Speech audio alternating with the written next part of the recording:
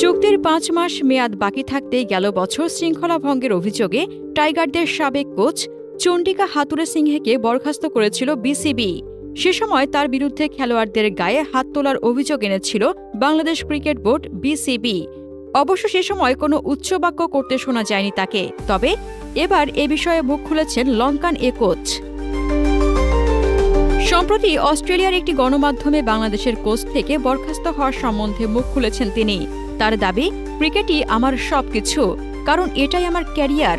তারা আমাকে আত্মপক্ষ সমর্থনের সুযোগ না দিয়েই উল্টো অভিযোগ এনে আমার ক্যারিয়ার ধ্বংস করে দিয়েছে। এ সময় তার বিরুদ্ধে ওঠা অভিযোগ নিয়ে তিনি জানান, আমি কখনোই কোনো খেলোয়াড়ের সঙ্গে ঝগড়া করিনি, খেলোয়াড়দের প্রতি আবেগও দেখাইনি। হতাশা থেকে হয়তো আমি ডাস্টবিন ছুঁড়ে ফেলেছি।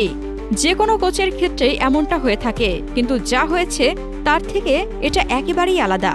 এটা আমার উপর চাপের সৃষ্টি করেছে।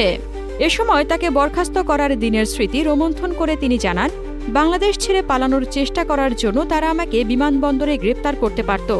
সেখানে এমনও ঘটেছে যে আগের সরকারের একজন মন্ত্রী দেশ ছেড়ে পালানোর চেষ্টা করলে রানওয়েতে বিমানটি থামানো হয়েছিল এবং তারা তাকে বিমান থেকে বের করে এনেছিল। আমার মতে তখন সবাই ঘুরপাক খাচ্ছিল। উল্লেখ্য, ২০২৩ ওয়ানডে বিশ্বকাপে বাংলাদেশের ভরাডুবির কারণ অনুসন্ধান করতে পারফরম্যান্স মূল্যায়ন কমিটি গঠন করেছিল বিসিবি, যেখানে চেন্নাইয়ে নিউজিল্যান্ডের বিপক্ষে ম্যাচের আগে স্পিনার নাসুম আহমেদকে নাকি শারীরিকভাবে আঘাত করেছিলেন সেই সময়ের কোচ চন্ডিকা হাথুরুসিংহে।